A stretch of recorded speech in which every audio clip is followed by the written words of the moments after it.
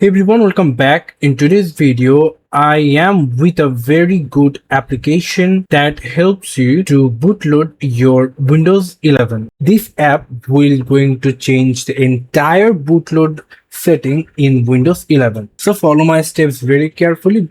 So first you have to open your browser and then you have to search here WinHense. Type WinHense and you're going to get this website over here. So if you click on it, here we are into WinHense. So here we can simply click on download.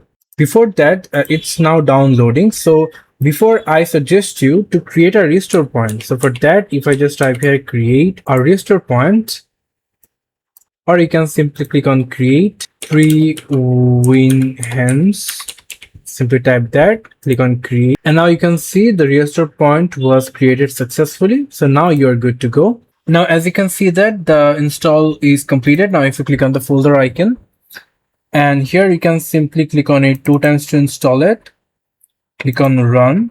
Now you can simply minimize all of your background tab and click on install for all users. Click yes for the permission. And now here is the setup wizard came. You have to click on accept the agreement, click next, and make sure uncheck create a shortcut in the start menu. So click next, next, and install. After that, click on finish and your WinHense will rightly open. And now we already create a restore point. That's why we can simply skip it. And here we can simply see that there is all the app. You can simply maximize it. You can simply see, you can simply change the view type, card view, grid view, and also the compact view. There is a green icon and there is a red icon. The green icon means that these are the apps are installed in your computer, and the red icon means these are the app, they are not downloaded in your computer. So now here you just simply select your apps that you don't need. I don't need the Microsoft Teams. Also, I don't need OneDrive.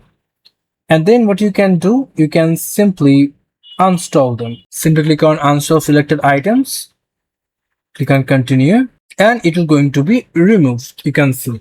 Now if you can simply search here OneDrive, and you can see there is no OneDrive here.